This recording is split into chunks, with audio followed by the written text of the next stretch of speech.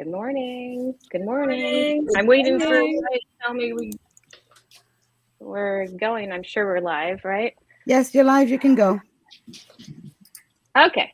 Thank you. Good morning I'm in Minnesota. We have women all over the place. We have Isaiah in the background, of course, working her tech goddess magic from the south of France this morning. So, hi, I'm Chris. I have not been around much this year, and I'm so thankful for Isaiah for continuing this summit. This is our third year. We are here with our first group of speakers this morning for our live panel discussion. And I guarantee, this is the kind of conversation that we all wish we could have at every happy hour. Like, this is going to be the kind of talk that we wish we could have almost every day, although maybe it would be a little much. But I was trying to say earlier before we came on, I was trying to tell Isaiah that, she has done this each year for the last 3 years. She tries to convey to the speakers, to everyone involved or in the summit, you need to watch these talks. Someone can tell you about someone else's story. You can read another woman's story and you can hear how powerful they are. But it's when you watch it yourself and you hear the words straight from another woman about her experience, her challenges, the bumps that she has hit.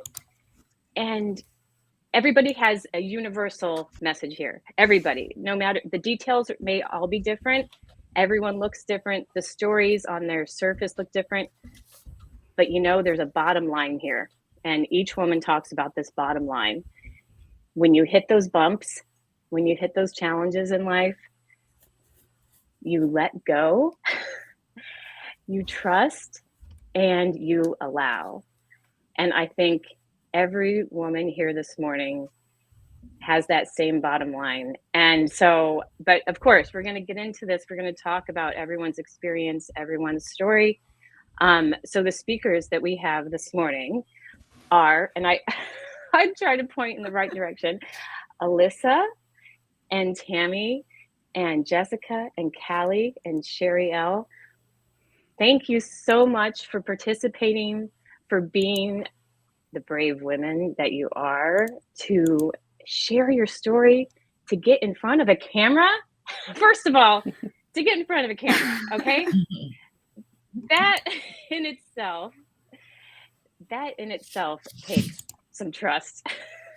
and sharing the details of your personal journeys. And I thank you on behalf of the one woman who is going to listen to you and take something and use it for herself. And that's what it comes down to, is you're going to have, one woman who is going to listen to your words and your story, and they are going to use it, and they're going to find it within themselves, that strength and that allowing to take that first step. So thank you. And I hope, what comes around goes around. I hope that you are paid back in ways that, Isaiah and I may not see, but I'm just so very grateful for you for stepping up and taking this journey with us. So I'm going to start asking questions. And, jump in, or, I don't know, it's very informal. I can call on people, or I don't know. We'll see how this goes. Okay. So I want to know, have you been looking for an opportunity? Have you been waiting for the chance to share these parts of your lives with other women? Jessica, do you want to start off? Okay. No? Actually, no. I was gonna. I figure I'm a storyteller, so I can tell a story about almost everything, but some of the things that I mentioned, I was like, nope, not going to do it. Nope, I'm resisting. And then, then I had a conversation with Joan, then I had a conversation with Isaiah, and I was like, okay, I'm going to do this. I'm just going to do it. And that's how that happened. But no intentions, no desire to do it. But I'm glad I did. Callie, you said you hadn't been waiting. No, absolutely not. Anything to do with cameras, being out in public. But I've been working with a psychotherapist this year. I've had major surgery earlier on this year. And as part of that process, she very kindly threw out the option of maybe saying yes to everything that came my way, even if it really scared me. Oh. And so my dear friend Joan, who's also shared her story this year with us, she says, go on, girl. This is the time. So yeah, it was scary. And particularly doing video. I don't mind, doing audios. I don't mind writing per se, but video, that was tough. That was really tough. And how do you feel about it now? Relieved. Relieved that it's done. I think I've shared my story, parts of it, in many different ways over the last few years.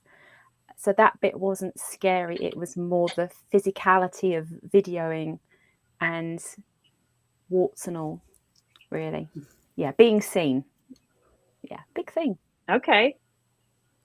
How about you, Alyssa? Have you been waiting for the opportunity? No, not necessarily. Although I've been trying to share on my Facebook group, just my business group, just to try to be vulnerable and share more. And then last summer, Isaiah had invited me to last year's, but the timing wasn't right. And then this year it made sense. But I can't believe how wonderful you made the process. It was really, it was scary, but the way you broke it down, it was just really nice. And I appreciate it so much. Thank you. I'm so glad you shared your story, and we can get into that a little in a bit. But like everybody, right? You guys have specific women who you're speaking to, and if you haven't signed up for just one, if you haven't been drawn to one specific talk, I think everyone's going to find the message they're intended to find. But so thank you again. Tammy, have you been waiting for this opportunity to share? This particular one I didn't know about until I was invited, but I am on different summits and talks, and okay. I don't look for them. I let them come to me, and when I'm invited, if it resonates, then I participate.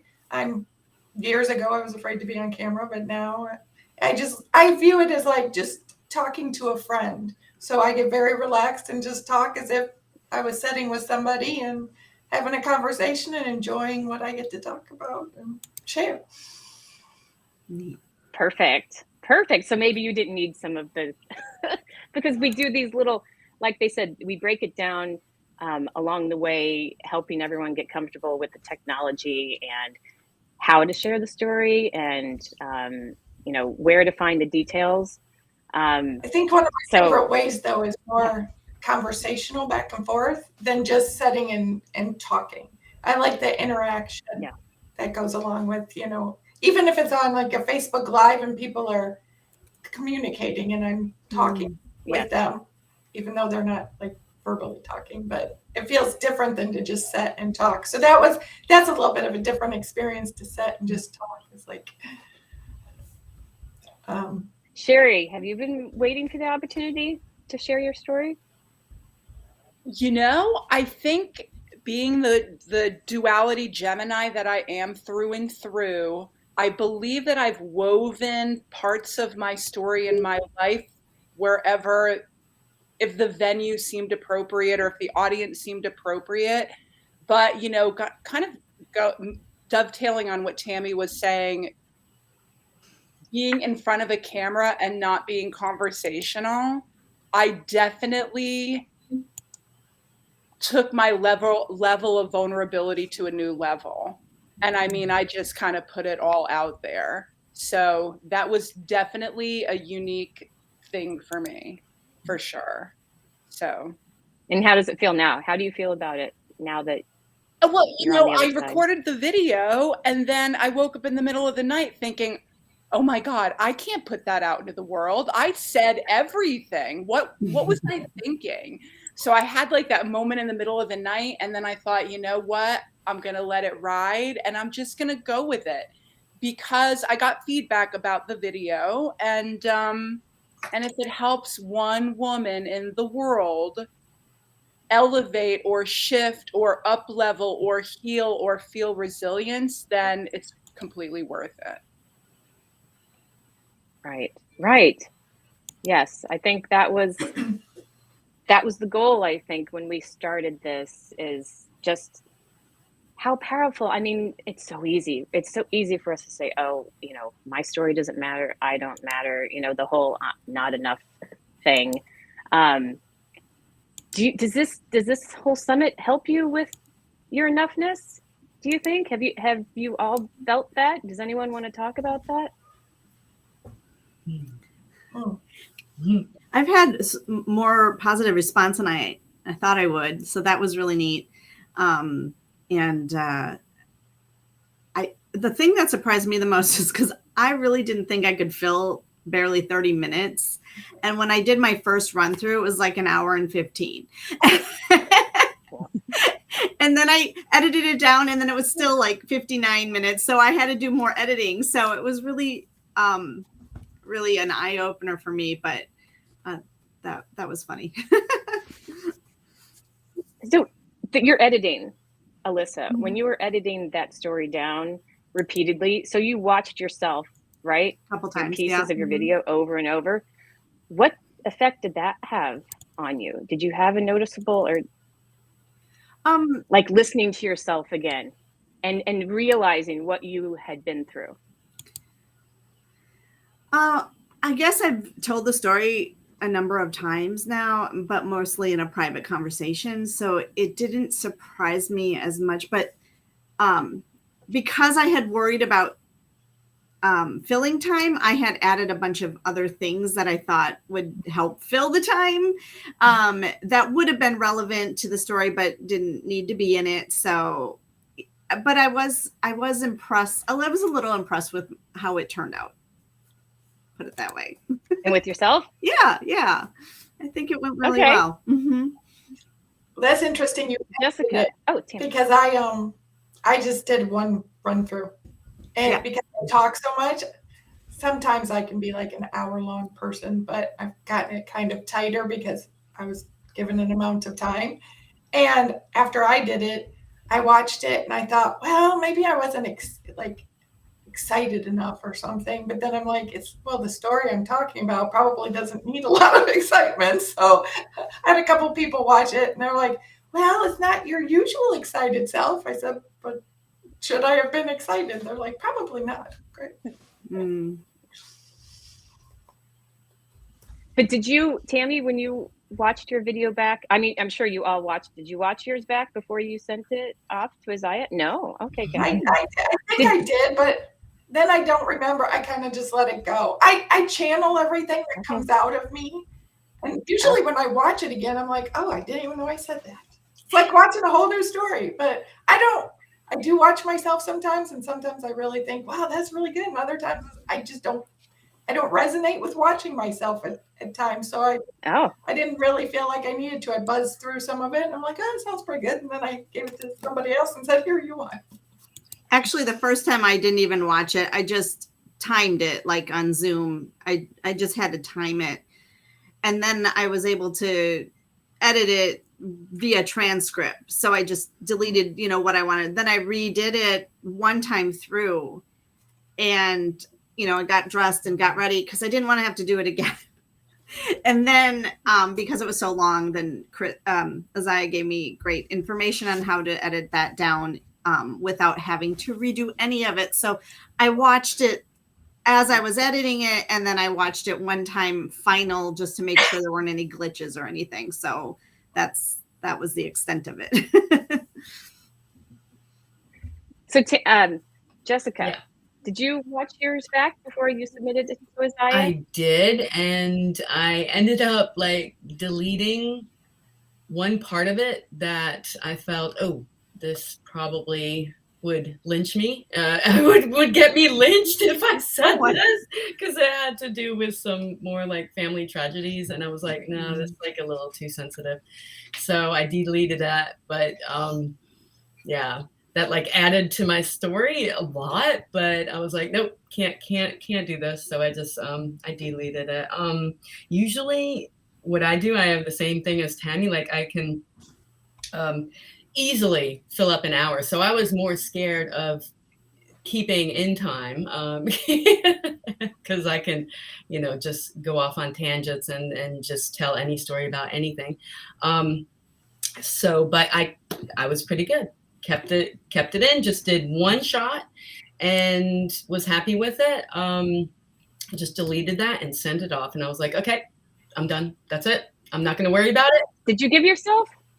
Were you amazed with yourself when you watched it back, your story? Yes, I was pretty pleased with myself because I didn't outline, you know, and so I did follow. No, I mean your story, all those things. Yeah. Steps for you, the steps that you took. Yes. You know, like absolutely. Did you take a minute? Did you take a minute to acknowledge yourself and give yourself a pat on the back that I've done these things, I made it through these experiences, and now, you know, I'm sharing it? Actually, no, I did not do that. I did not reflect on that part. I just reflected on, okay, I got this job done. Now I'm really scared to put it out there.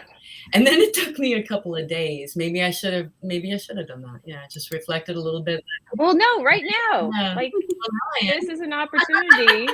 Now I am. Yeah. Right? This is an opportunity for you all to like recognize that I went through this story. Yeah.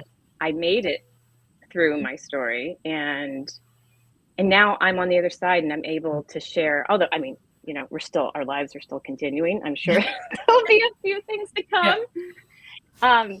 But you know, where you are right now, you know, all the five of you, where you are right now on the other side of some of these challenges, and sharing with other women, like letting other women know that you're enough. It's okay. Everything's going to be okay. Mm-hmm. That, you know, if you follow your heart, if you allow, if you take a deep breath, everything is going to be okay. Like, I think that's the bottom line. I mean, I think I've said that a few times now, but I'm late to the party, and I'm sorry, Isaiah. I know you say this.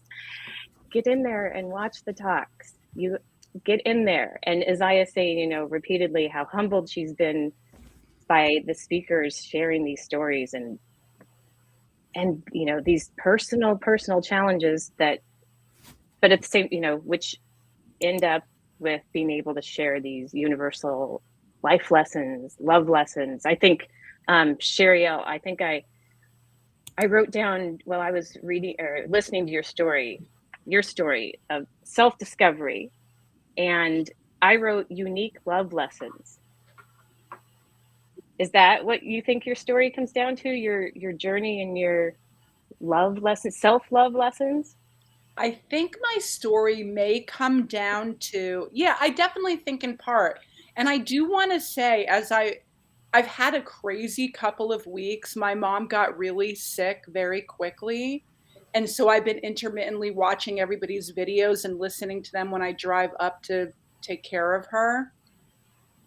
And I'm amazed, and I'll get back to answering your question, but I'm amazed that I could see like parts of Tammy's wisdom, parts of Jessica's wisdom, parts of Alyssa's wisdom, parts of Callie's wisdom. Callie, I listened to you last night. And then Jessica, I listened to you last night, which I'm also a native New Yorker, and I live in South Carolina, which I thought was really cool, very interesting. But it was really great for me to be able to ground myself in everyone's wisdom, like little tiny bits and pieces of everybody's story.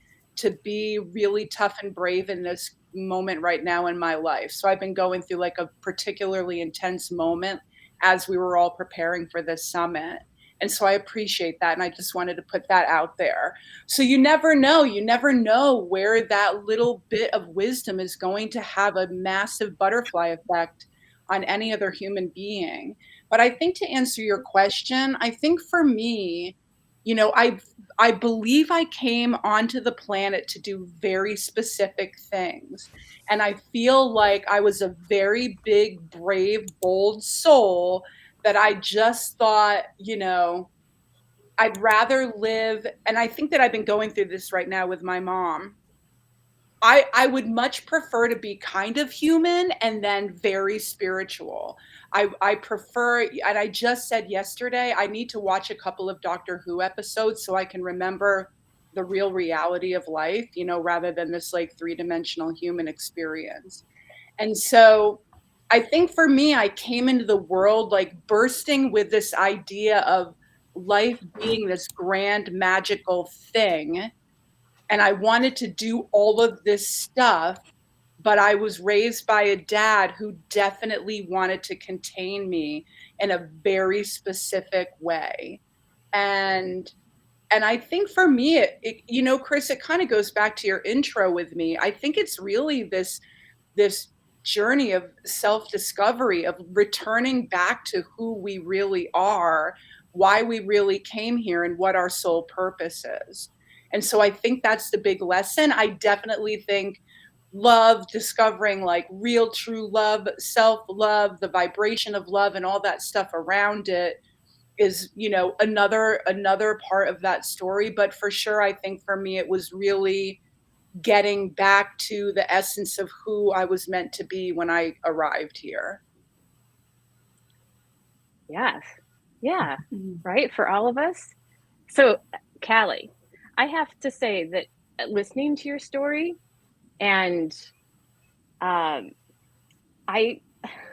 was amazed. Okay, so tell me, if you were like this before your diagnosis and before your journey along that, like you I don't know, the way you tell it is so it's almost a happy story.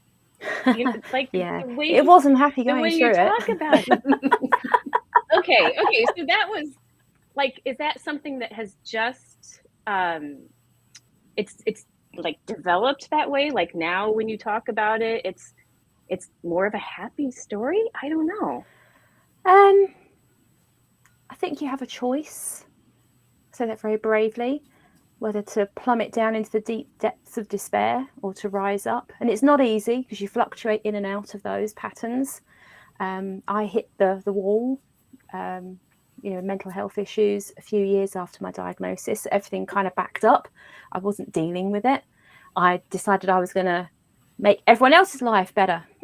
That didn't work. I had to go through my own stuff and clear all of that. But I think it made me realize that you can make things better for yourself if you let go of things. I was very much a people pleaser. Still am, still want to care for everybody. But there had to come that point where I actually realized, no, it's me. And so I just remember being given, I've actually got it up here. It's a little book that a friend of mine from the States sent me. And she'd had cancer the year before. And I remember reading through the other book, and it struck me that no is a single sentence. And that was so liberating for me, that I don't have to explain myself why I don't want to do something. Just know whether I feel it in my body, my heart, or just not interested. That's okay. That's okay. I'm not here to live my life for anybody else. I'm here to live it for me. And I think having been so blessed with working and doing charity work with so many cancer survivors and those who sadly didn't make it, and their carers, supporters, just really makes you reevaluate things. Even I can remember going down to so where I live on a hill, and not a very big hill, but it's a big enough hill to stop me going down because I've got bad knees. And I remember going out and I go shopping, and it was, I don't know, take me like 15 minutes to walk down there, go shopping, come back again. When I was on chemotherapy, it was taking me an hour to get down there. Then I'd have to sit down on a bench for half an hour, do my shopping, another half an hour on the bench, and then come back.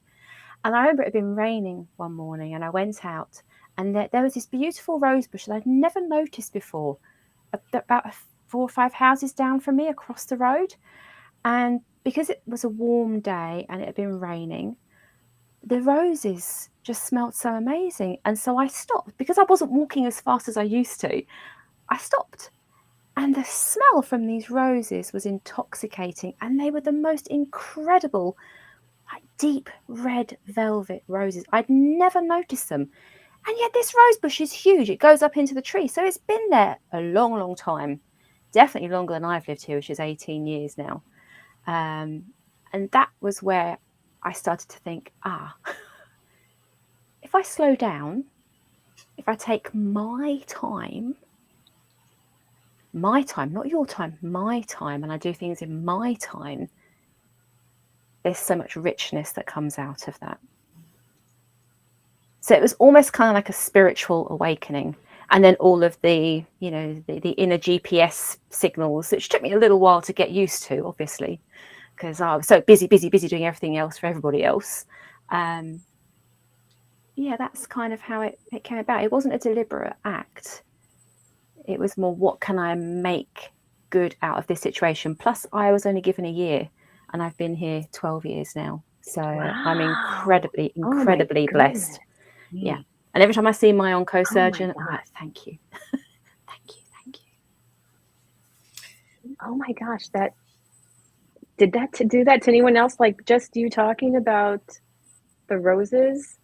Like, everybody. Statement that we've heard for years, stop and smell the roses. It was like those roses were saying, stop and smell the roses. Definitely. Because I have no choice but to stop and smell the roses, really. I wasn't going fast enough to go past the roses. I mean, I'm sure we've all heard that more than once, like, I had to. The universe made me stop. The universe made sure I was not rushing past this moment or past this rose bush. And have you written a book, Callie? Just like a little tiny book. Well, I wrote a couple of blog posts when I was going through cancer, because I thought it'd be helpful. And then I also did we've got a big cancer charity here in the UK called Macmillan. And so I did a 5-year review kind of thing. But the first couple of blog posts were turned into a mini booklet that I then got published for charity. So it raised funds for the charity that had supported me. But it's been out of print a long, long time. And it was just blog posts. It wasn't a book per se. Maybe it needs to come back. Maybe. Okay. I don't know where. Okay. I just as a digression, I went and got a job last year, and so I haven't been as connected to the online circle that Isaiah and I are a part of, and so I myself have been a little removed from the slowing down and listening and allowing. So being here with you all right now is kind of bringing me back to it. So thank you. Thank you again, Isaiah. And thank you all again for bringing me here. Okay, I'm going to look at another question after I.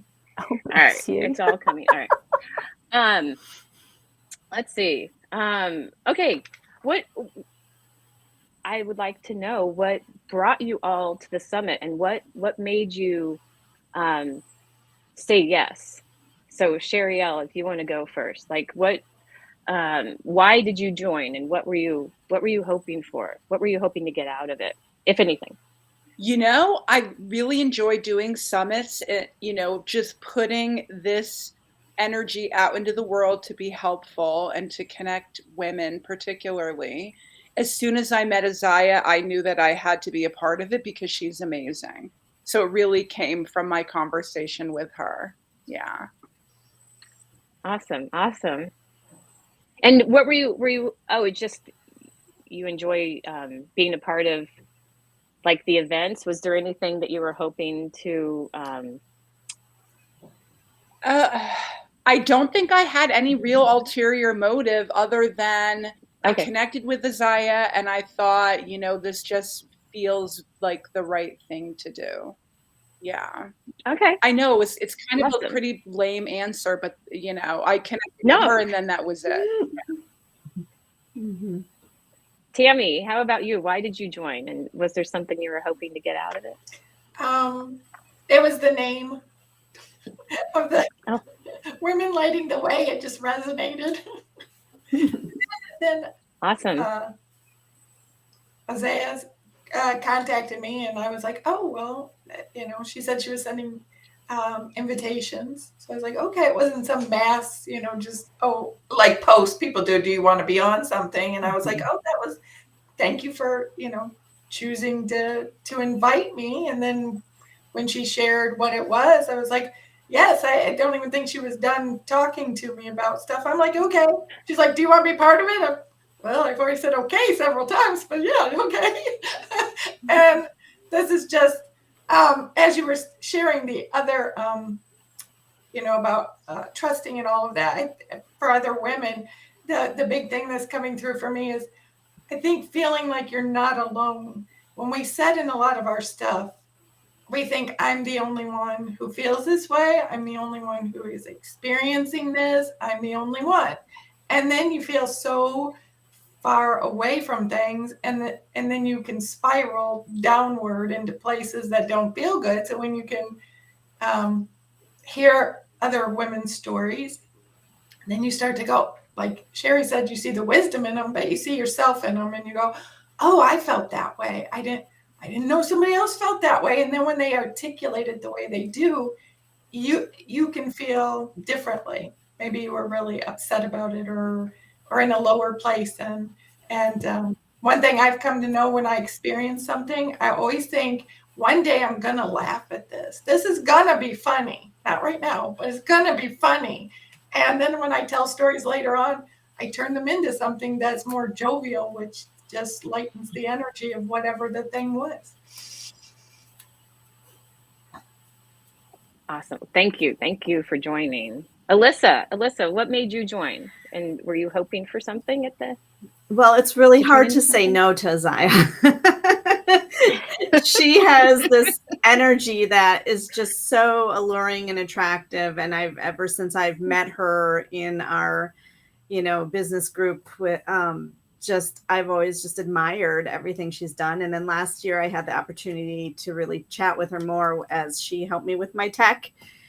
And yes, thank you so much for that. And so, yeah, it sounded really interesting that I had been aware of the past summits. I had registered for them, but I never had the time to listen to them.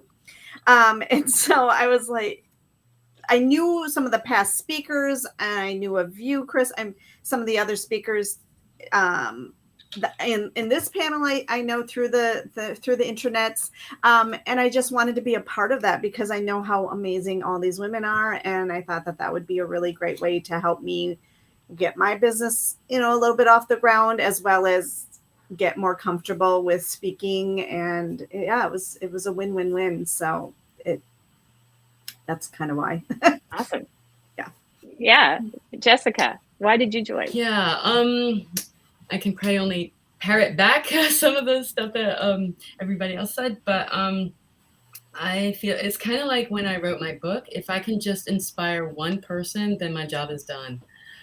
So I feel, you know, we've all been through a lot, just like everybody else, and that feeling of not being alone, that is powerful, you know. And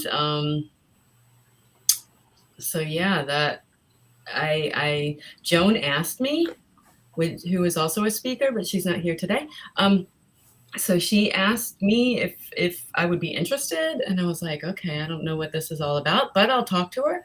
And then then I talked to Isaiah, and the same thing. She was like, well, go sleep on it. I'm like, no, I'm good. I'm gonna do it.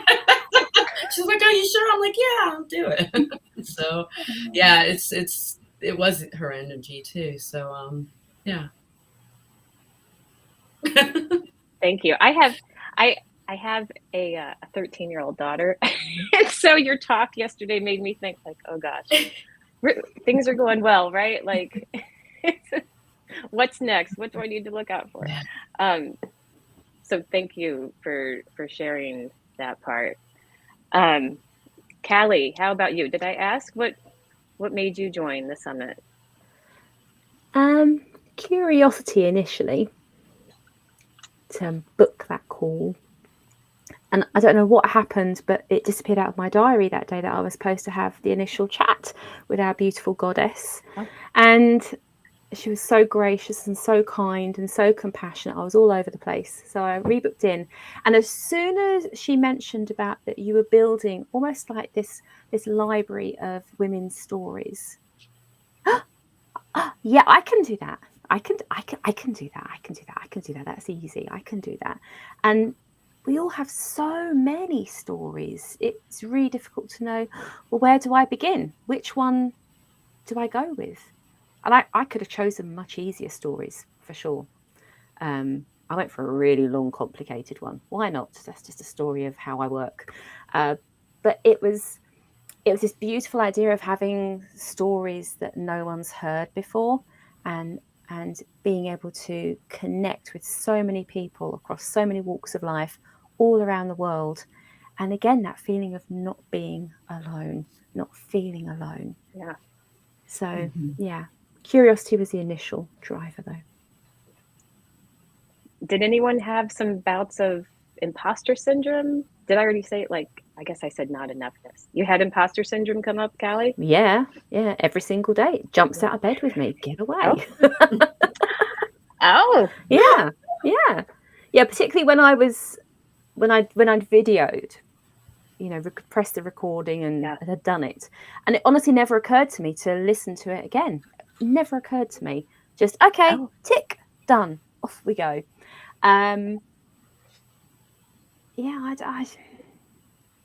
It just was one of those things I just have to push through. The syndrome is something that comes from my childhood, and it's just one of those things I keep on need to working on, but also nurturing, because that's my inner child telling me that something isn't safe. And so I have to honor her when I'm working through the imposter syndrome. I don't bat her out the way like I used to, or try and push her to the side. I listen to her and see what it may be that she feels is threatening or scary. And then what? Do you have a dialogue with your? No, it's more that just that knowing, that intuitive knowing. Okay. This is far too lengthy in time. I might be scribbling or doing art stuff, but just instant decisions. Come on, let's go. Okay. Did anyone else have a bout of imposter syndrome that you want to talk about? I think the other direction is I've gotten to a place where I just tap back into the things that I know I'm really good at doing. When any of that kind of stuff happens to want to seep up or, come out, I just think, wait a minute, this is who I am. This is what I've accomplished. This is what's possible. So that's just something that doesn't need to rear its head anymore.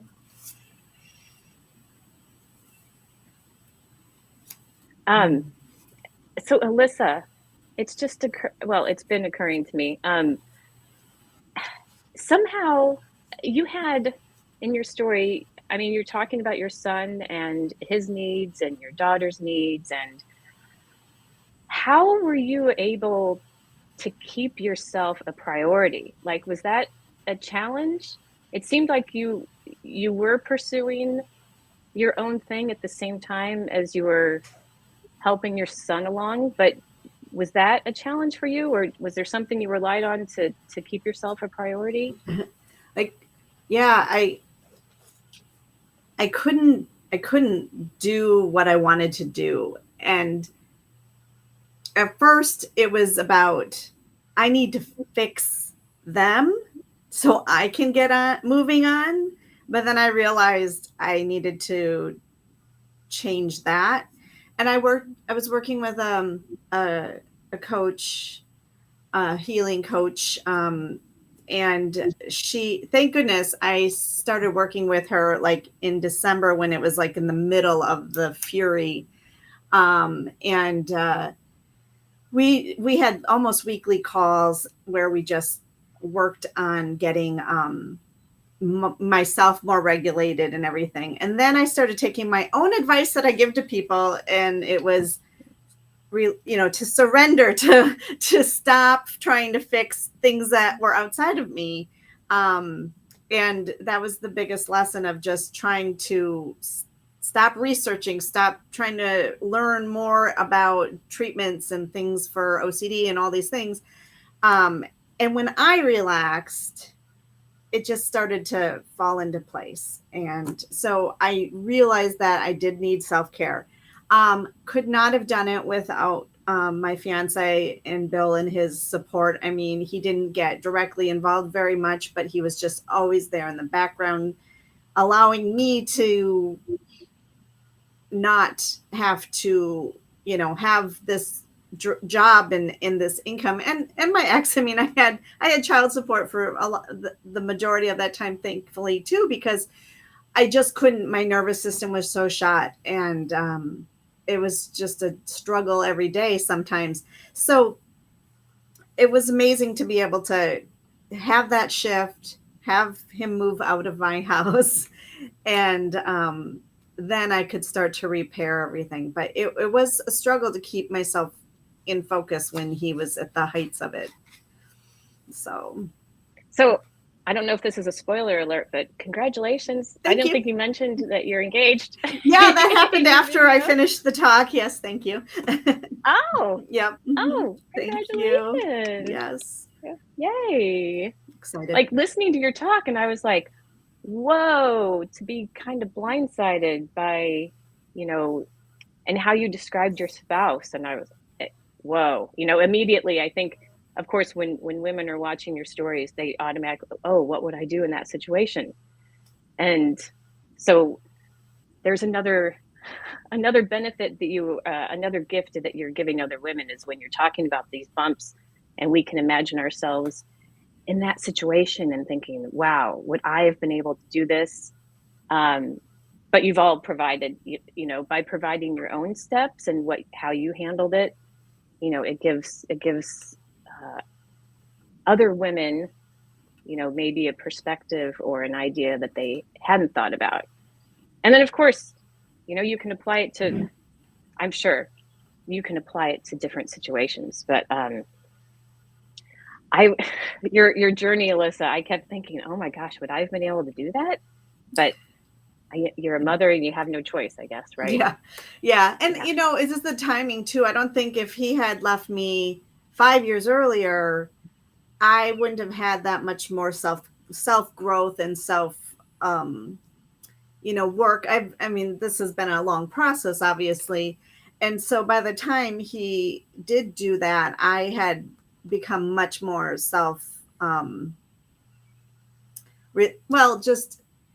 I had much more of that stability of my own, who I am and my being. You get married young. I was 21, and some people get married even younger than that. And it just becomes your whole life. But when you continually work to grow yourself, then hopefully, but if something big like that happens, you're able to step up. And I realized that I was able to do it. I had always thought I could never survive that until it happened. And then I was like, oh, okay, right. This is it. I can do it. So it was interesting.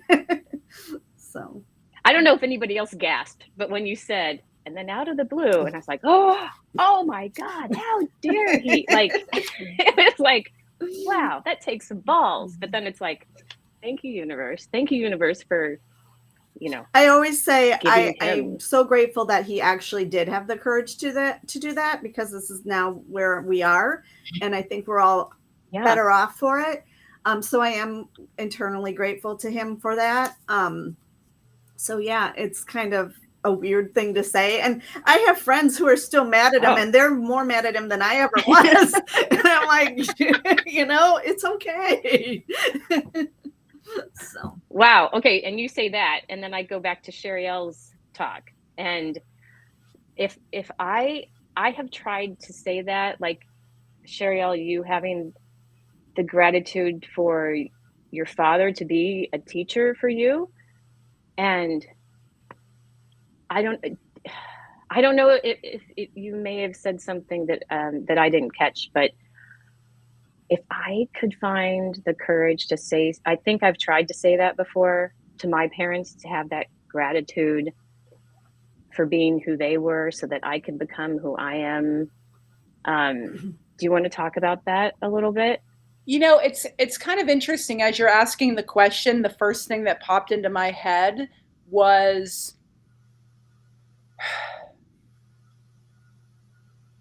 it's all about energy. And I thought of Tammy immediately because she's a vibrational goddess.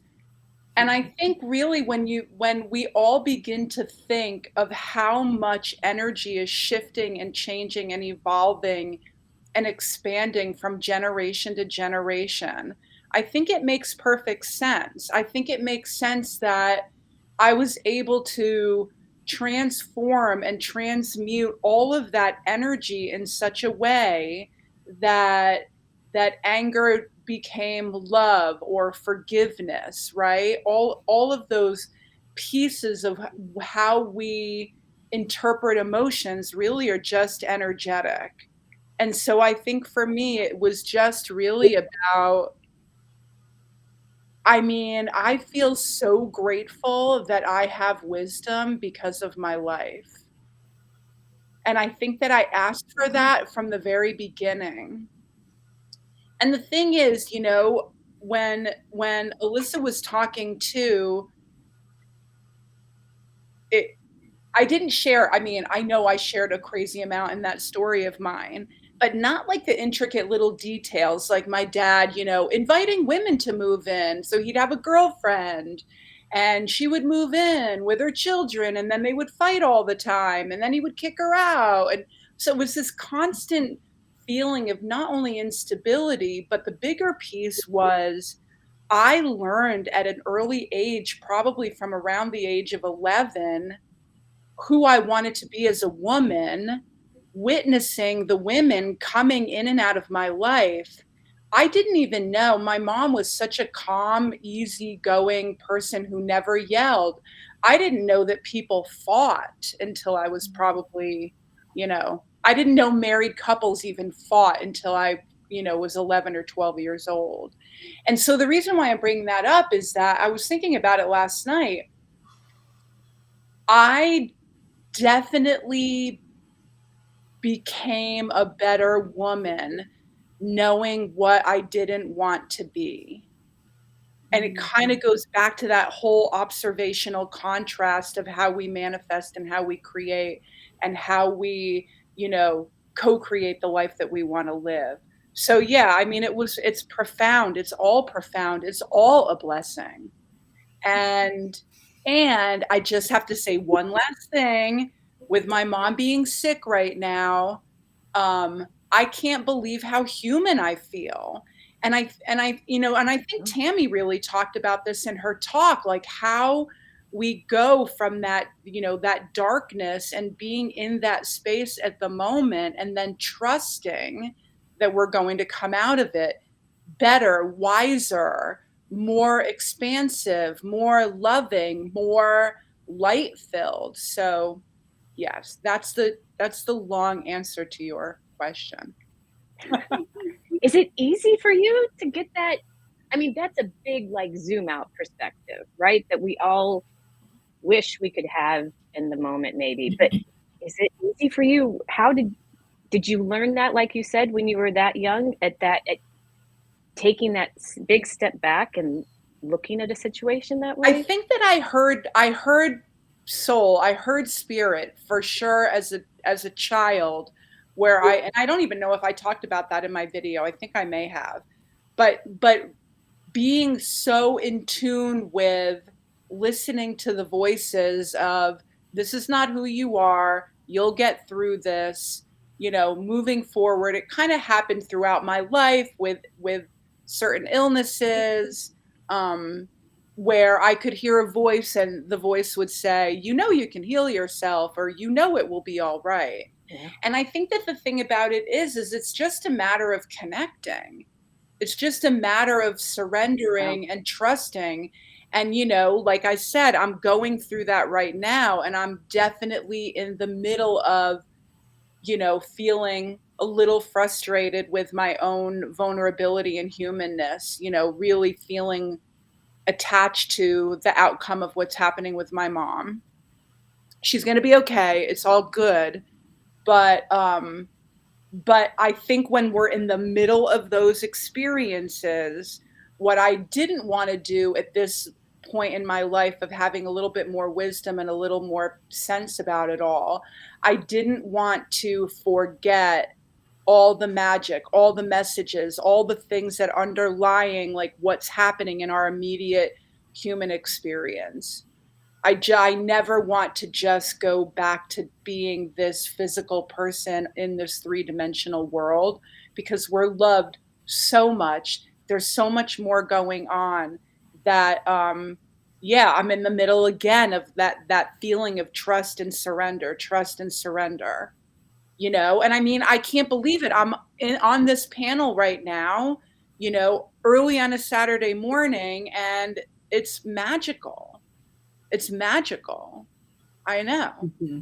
The energy. Mm-hmm. I know. If it weren't 9 a.m., it would be like happy hour with the girls, right? I'd be having a good time.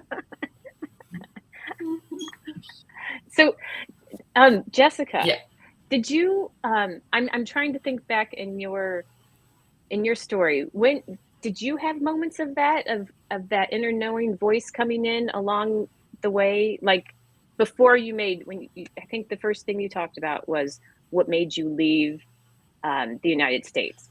Did you have some guidance or voice in there telling you that you recognized? At that point in my life, no. I just knew I have to get out of here. I'm not gonna stay here. It's too dangerous. But not then. I mean, I was always kind of, I guess, like more connected to nature, like. So it was like almost, you know, birds would maybe tell me something or whatever. I don't know. I can't remember like the. No, keep going with that. It's okay. Take it. Own it. Own it. You seem to have an amazing connection to nature, and it's all wrapped up in your purpose, right? Yeah, it is. Like, I mean, maybe like, you know, going out on camping trips or whatever. I remember one time I was with my boyfriend in South Carolina, and we went on a camping trip, and I just like went to actually pee. Like, I was just walking through the woods, and then all of a sudden I come to a very small clearing, and then I came up to a skunk, and we just like kind of looked at each other. We were like, you know, like from here to that wall, we were that close, and you know, we just kind of like respected each other. And I said, I'm not going to harm you. Everything's good, you know, all telepathically. And he was like, just looking at me going, okay. And that's fine. And then he just like walked off. And I just like, at that point, I knew that, you know, that we were actually lost. So I knew at that point that everything was going to be okay, because we had to camp there overnight, and we woke up and there were like all these like thorn bushes all over us. I don't know how we like slept there. It was kind of scary. But at that moment when I saw him, I was like, okay, it's good. It's all good. And we're gonna sleep here and nothing's gonna happen. And because I honestly don't even remember where we were. And my boyfriend was like, it's good, I know where we're going, and the whole time, and we didn't. But at that moment, I knew all was good, and Another time, I was in the woods. This was like shortly after my mom passed, and I was with my Labrador, my dog. She's kind of like crazy, all nervous and stuff. She's a Labrador. She likes to play, and she was on leash, and we were just walking, and then I just sat down and I just thought about my mom, and I had her sit, and everything was calm, and I just had a conversation with her. And the last thing I said, Mom, I forgive you, I love you, and I miss you. And at that moment, a small deer like stood up, looked at me, and then slowly walked away. And usually when we come up, me and my dog, all the deer like go away. They just like, okay, oh, there's somebody. Yeah. There's a dog. We're going. This one was here for the whole conversation. I had no clue. He wasn't that close. There have been so many things like that. I think with my daughter with IVF, I just knew she was going to be born even before IVF. Oh, that's right. Right. Yeah. But I knew that I was going to have a baby. I didn't know whether it was going to be a boy or a girl. It didn't matter. But I knew I was going to have a baby, and it took 6 years before I got pregnant and going through all this. And I was like, I'm not going to worry about it. It's just going to come. But I didn't really know that to be like claircognizance, or however you pronounce that. I didn't really know all of these clairs at that time. I wasn't really, I think I started, I don't know. See, there's not like one point where I could say, oh, that's when I started my spiritual journey. I think self-employment helps with that, because you go through a lot of personal development when you all of a sudden own a business and you have to do something with it. So that's when I like actively started that journey. But all stuff like kind of happened along the way where I was like, there's something more powerful out here. And I love this is what makes this kind of event and experience so incredible, is that everyone has their own personal way of hearing or following, or I don't know, getting messages and finding what they need, to continue. So again, I'm going to say thank you so much for sharing those unique things that make your story yours, but that are going to help other women when they hear your story, or just listening right now. I mean, just on these panels talking, so much comes up. So again, thank you. And it is, it's funny because I could see how, somebody contacting you and saying, hey, you want to be part of the summit? And, oh, it's free. And, oh, you can grow your business. And, oh, we'll give you all the tools. And it's like, oh, what are you getting out of this? Like, is this a scam? What do you want from me? But no, it's true. Women can help other women and share their stories and just be here. And it's so valuable. It's very, okay. Let me get back to one of my questions. I'm looking at the questions, Isaiah. Let's see.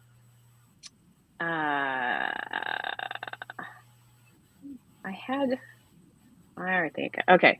So does somebody have, yes, that's what I was going to ask. What is something that you have taken from another woman's story? Callie, do you want to start? Is there something that you took from anyone else's story that struck you? There's lots, and I do apologize for being on mute. There's a police helicopter going overhead. The joys of living in London. It was actually Sherry L's, and it was about self-care is about coming home to yourself. It really, really moved me. I mean, actually, I cried most of the way through your talk. It was very, very moving, but it was just so important remembering that actually, if we just go back to ourselves, that's where everything settles. That's where we can be who we truly are. That's the way people can get, the best out of us as well. That's how we can live our lives more freely. And self-care is just, it drives me crackers because everyone says about self-care. Oh, have a foam bubble bath and go and have a massage. I don't want a massage. I don't need a massage. What I really want is time and space to allow myself to do the things that I love to do. I mean, I love making mixed media and textile art, and I just don't have the time. So that's my form of self-care. And that's where I find myself when I allow myself to make that time in my schedule and put a big sign up, a metaphorical sign on my door saying keep out, but not in such polite words. Oh, I just wrote that down. Thank you, Callie. Time and space for me. Like, I've been trying to give myself just time to daydream, just sit down. Like, I think I did that when I was a kid. I would just go in my room and look at the ceiling and the light and just sit there. And I have 4 kids, so it doesn't happen a lot, but and now a full-time job. But thank you. I wrote that down. Time and space. And Moodle. Go and Moodle. Go and lay and look at the clouds as they float above you.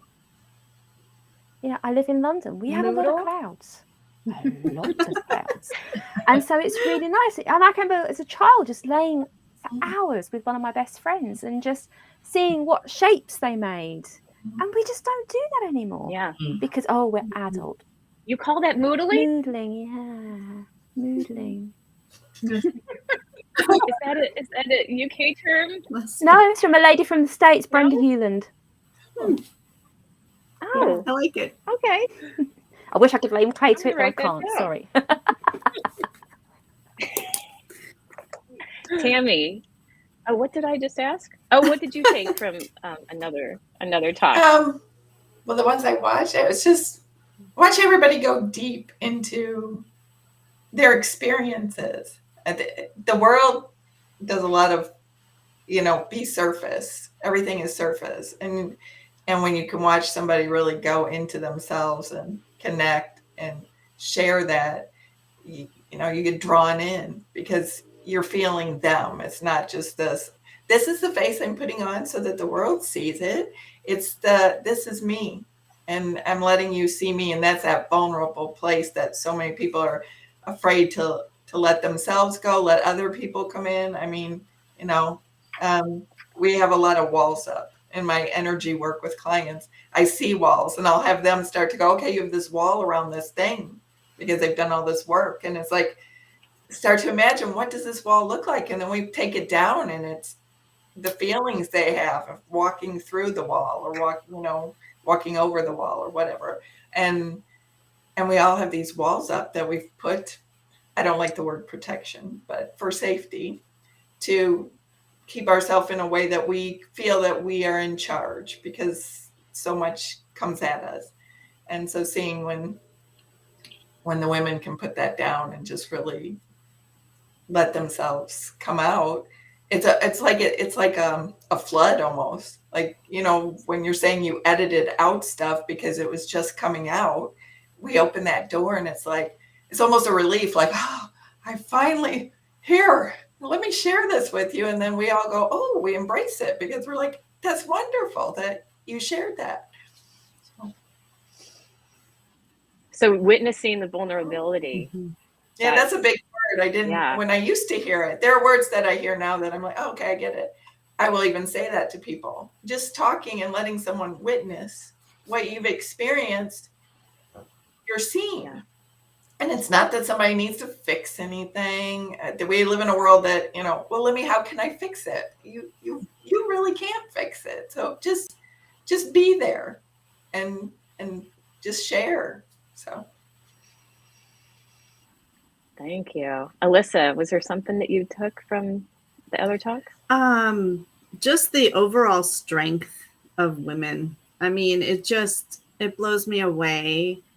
The things that we all go through, the things that aren't shared, and the vulnerable pieces of our lives. It's really humbling and empowering to listen to everybody share these moments of their lives. And I can't thank all of you enough for doing that. It's been a really big pleasure. Yes, I agree. I completely agree. Yeah. Jessica, was there something that you took from another talk? Yeah, that's also, I think, Carrie, you mentioned it, about like taking care of others. Always, you know, women do this a lot.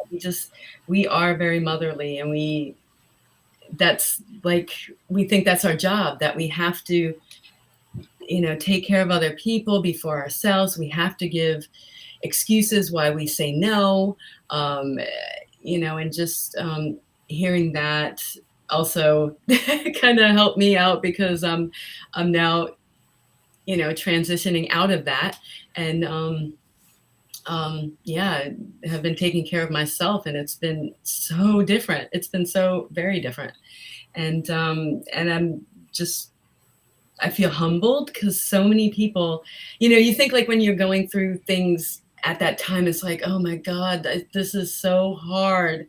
Like, why, you know, why is this happening to me? Well, it's why, you know, why is this, what is this preparing for me?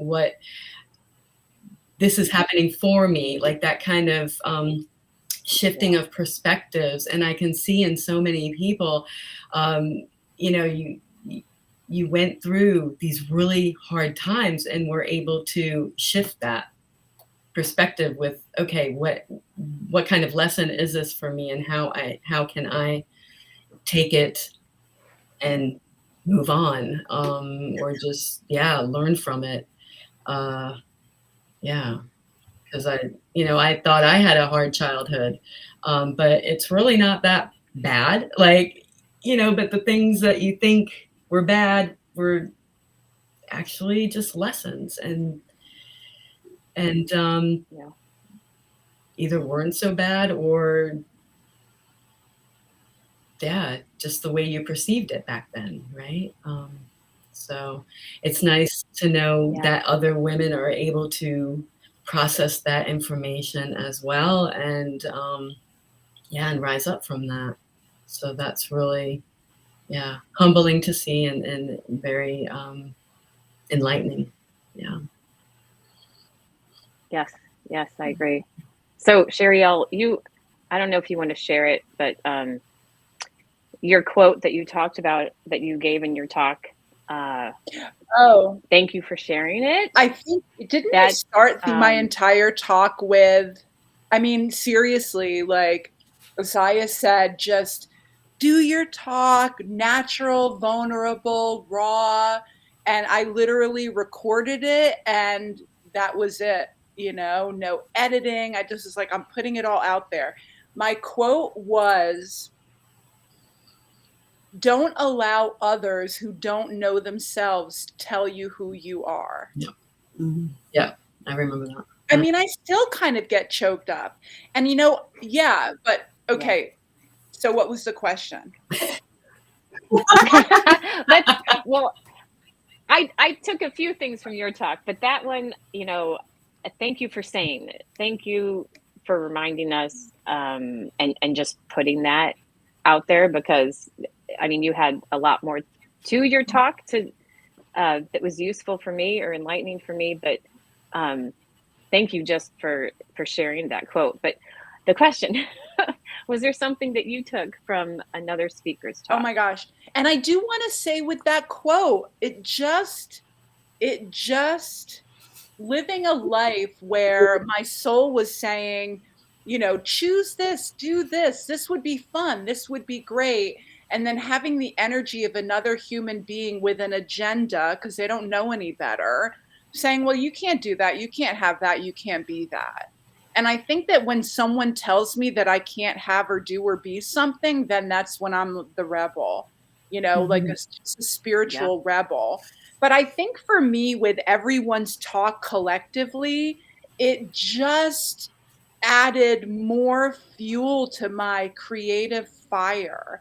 It just added more inspiration to, I mean, and I could pick everyone's talk apart, right? You know, the intuitiveness of Tammy, or the resilience of Alyssa, or Callie, for sure, your creativity is just over the top.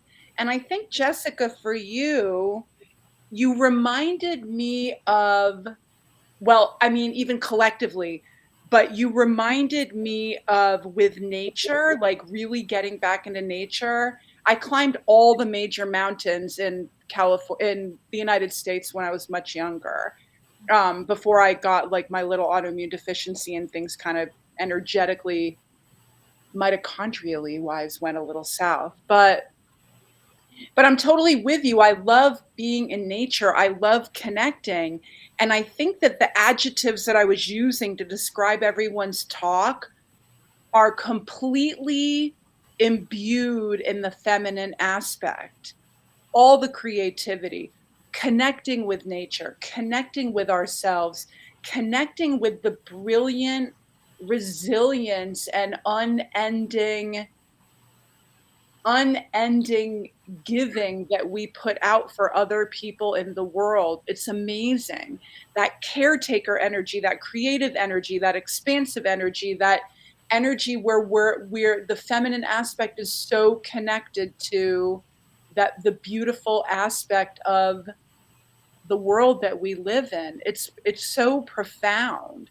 And so I think that the to me, like at 30,000 feet, it is mind blowing to me how complex, how strong, how connected, intuitive, and creative we are. It's so powerful. The feminine aspect is so powerful, and it's just really getting back home to ourselves and really honoring that. And I think and I think probably I could say this for women in general, we just, pull ourselves up by our britches and then like go back in for more.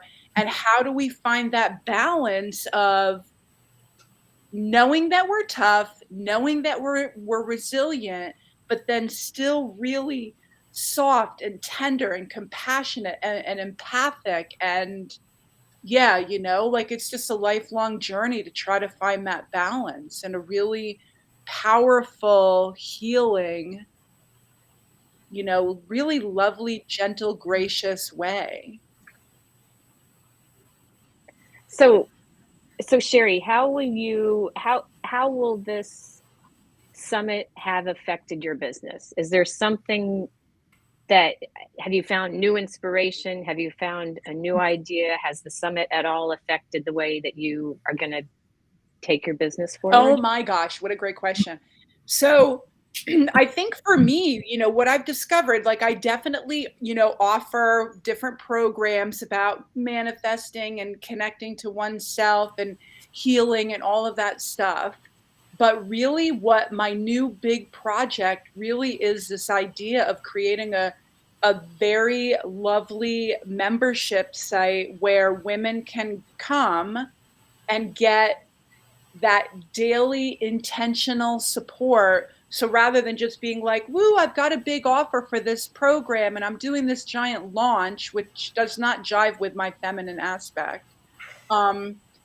Just really like creating like a very gentle, easy membership that women and entrepreneurs can come into to get what they need whenever they need it, to stay inspired, to stay brave, to stay creative, all of that stuff. So yes, absolutely, Chris, great question. Yeah, Great. like this summit, how about you? Made it very clear to me that of this new direction I'm going in. Oh. Awesome. Great. Alyssa, has the summit experience influenced how you're going to take your business forward? Yeah, it's given me a little more confidence in that, and just the connecting with more souls out there, and yeah, I agree with Sherry. I love your idea. It's the imposter syndrome, why would anybody want to do something like, why would anybody want to work with me specifically when there's so many other wonderful, talented people, it's just that always is there. So just seeing everybody doing their individual things and knowing, one of the things find really interesting, and I have to remind myself this all the time, because on Facebook we get into these groups and we get into these social media sites where we're kind of being fed all of this information, similar minded information, and I think, oh my gosh, there's so many of us doing all these things, but I realize that we're such a small percentage of the population, and most of them don't think like us at all, and they probably really need more of us. So I have to remind myself all the time that this is not a normal algorithm, right? Most people are not seeing what I'm seeing, so I have to remember that we're all needed. We're all very needed, and we can all say the same thing in our own unique ways. And so it's been really inspiring for that. Exactly. Awesome. Yes, right. Tammy, how has the summit influenced how you're going to do business from here on? I think it's a reminder.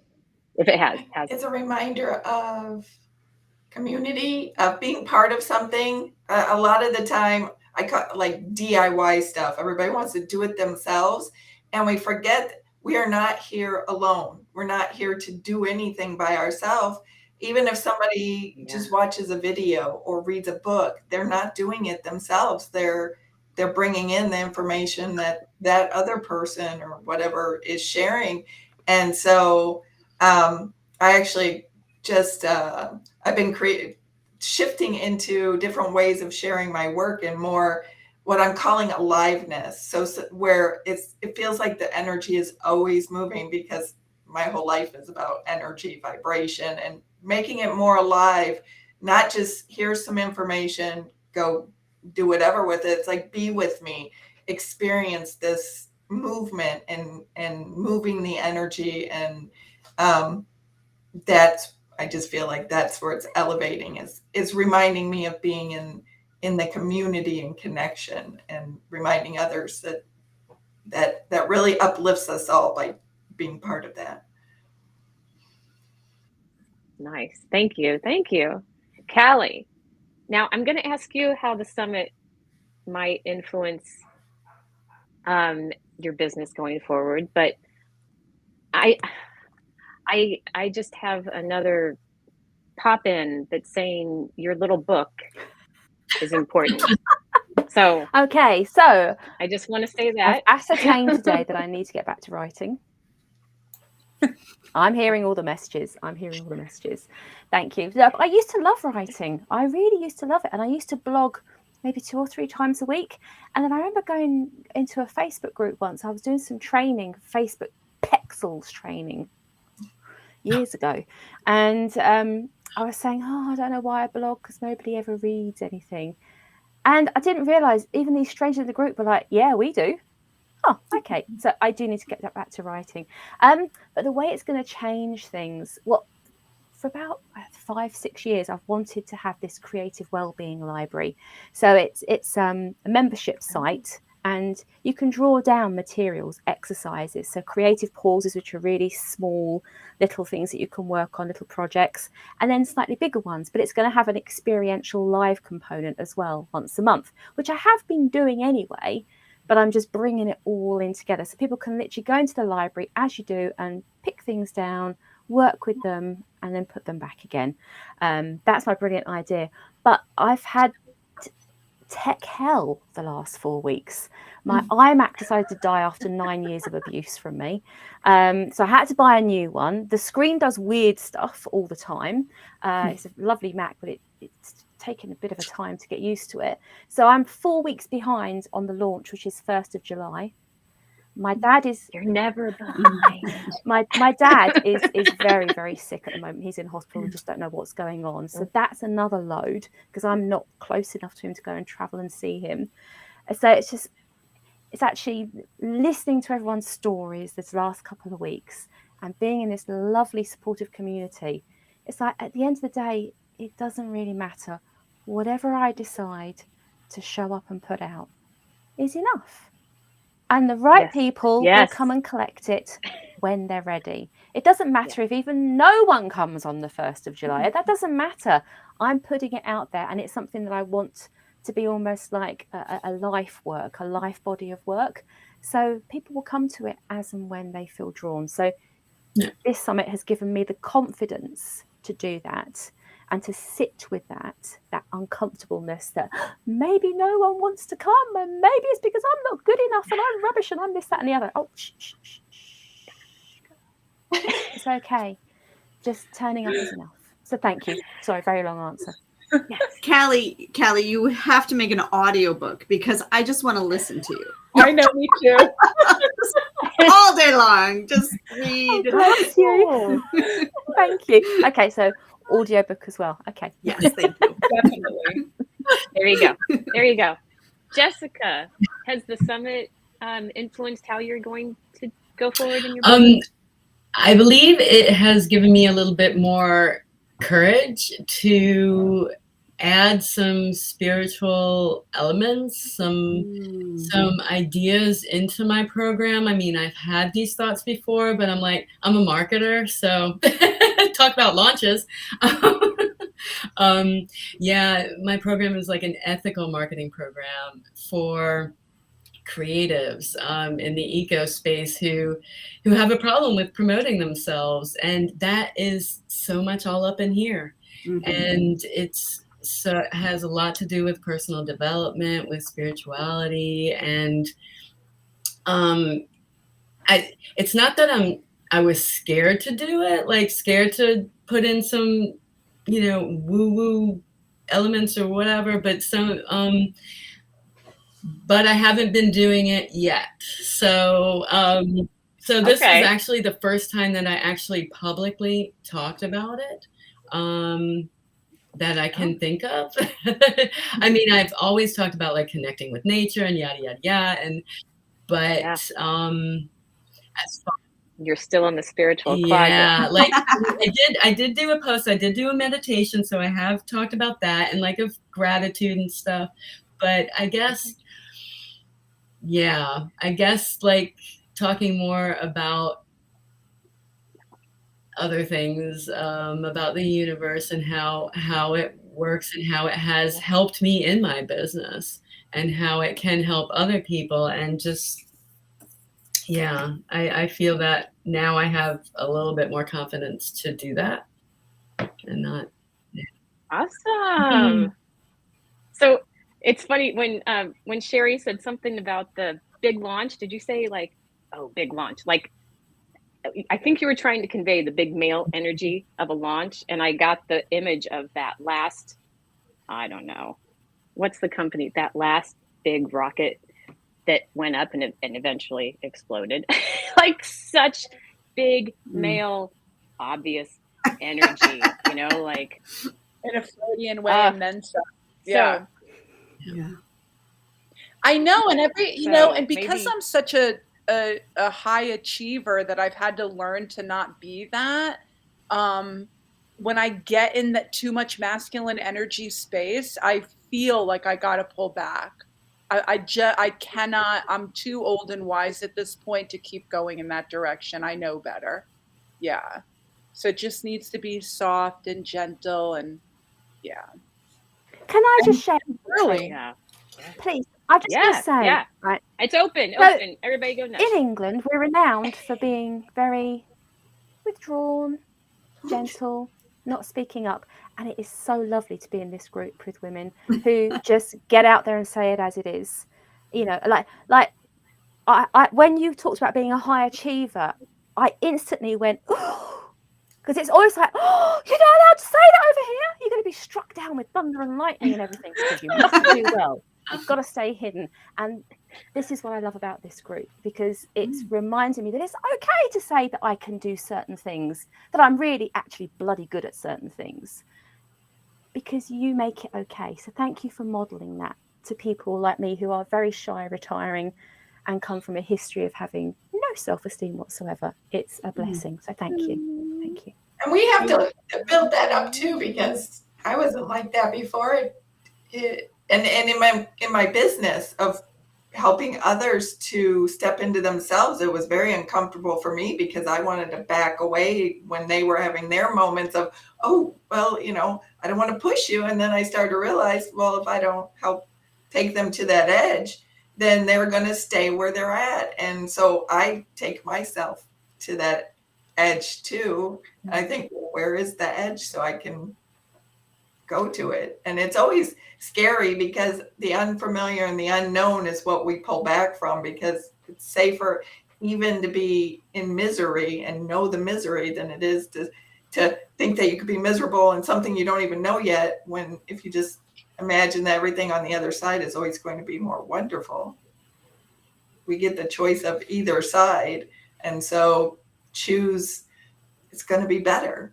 And just step, and when you trust the bigness, the source, whatever you want to call that energy, it's always got you. It wouldn't let you do anything otherwise. So take the leaps and just wait to see where it lands.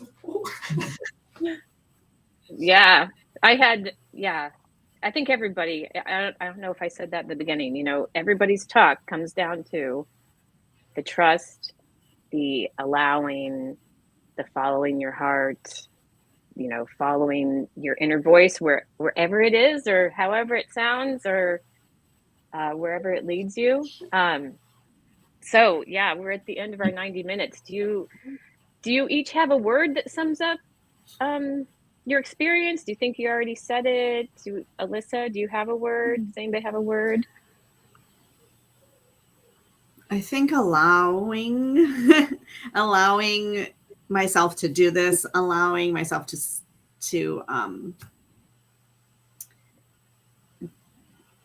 share on such a level. It was easy. It would have been easy to say, okay, maybe next year, but did it? Yes. How about you, Tammy? Do you have a word? So I'm here thinking, trust yourself, trust your soul, trust source, trust that you are enough, even if you're not sure how. Just trust. And trust is a building thing, because there's a lot of things that tell us outside ourselves not to trust things, but to build that space of just going forth and enjoying yourself and how you show up, and everything else then falls into place instead of trying to make everybody else happy in the process. Yes. Sherry, do you have a word? I'm going to go with celebrate. Celebrating the moment, Yay. Celebrating this amazing connection, this conversation, going forward with my day and looking back at this moment. I feel so connected to each of you that, just completely grateful, totally celebrating how the universe brought us all together. Yeah. Yes. Awesome. Callie, do you have a word? Well, when you said that, a scene popped into my head of Austin Powers. I have absolutely no idea why. In a rainbow suit. Does he even wear thing? I don't know. And it was bodacious. And I don't even know what the word means, but it seems to fit the energy. Bodacious. Does someone know what it means? Can you enlighten me? Does it fit? Is it okay? It means like go big, go, Texas, go big or go home. Yeah. Oh, heck yeah, bodacious. That's my word. Let's dispel with the suit, though, the rainbow suit. We don't need that much jazz. We're okay. We're good enough as we are. I love it. I had a flash of Austin Powers when you said the big spaceship in the sky blowing up or something. Austin Powers. Oh. Jessica, do you have a word? Yeah, I only think of gratitude, being grateful for being here, for everything that everybody has experienced. I'm just grateful that that we're here to tell it, that we kind of have a path now, like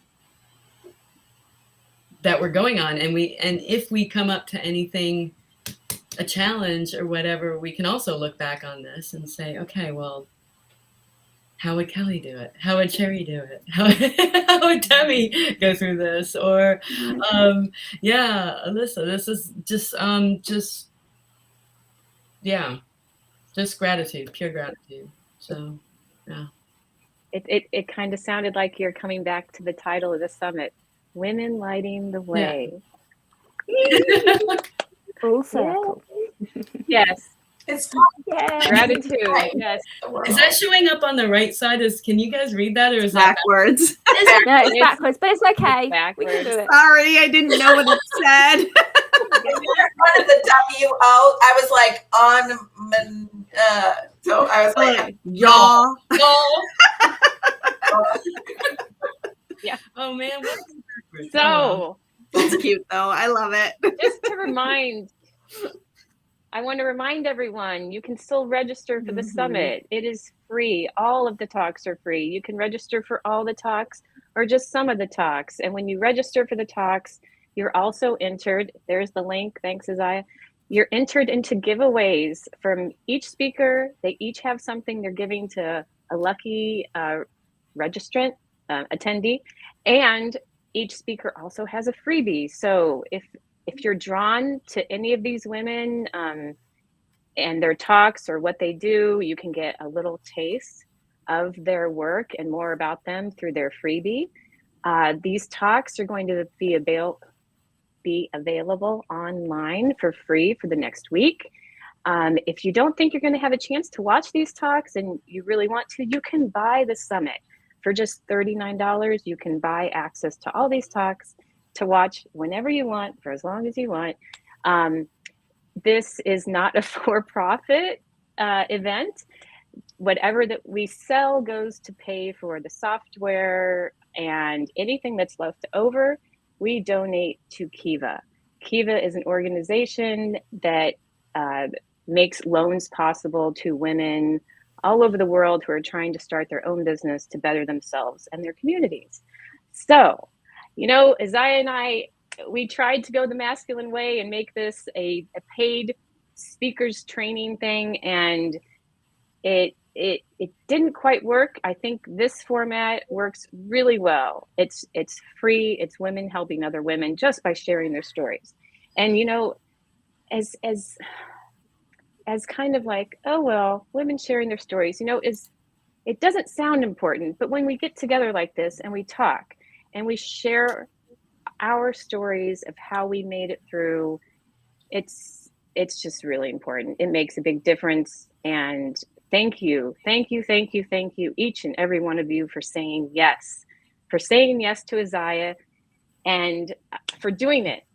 You know, you made it here. So like Sherry else said, thank you, celebrate this. This is something that you did, that you've given the world this talk and your wisdom and your insight. And I appreciate it.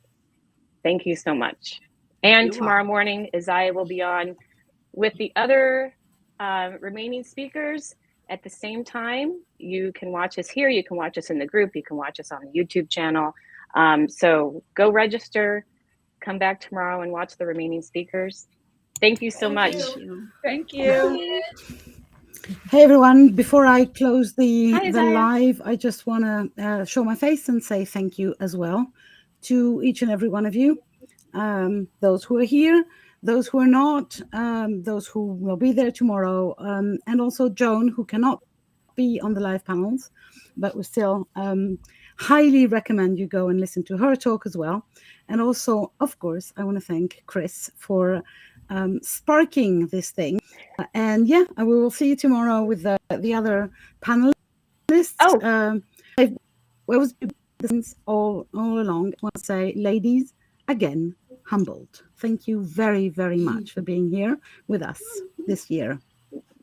And if anyone watching thinks they have been drawn or pulled in to share their story, we'll be here again next year. Absolutely. So, yeah, if you're in the group, if you're following Isaiah, or you can just, you know, throw your name in the hat right now. Yeah. But listen, maybe you'll be on this next year. Thank you very, very much to everyone.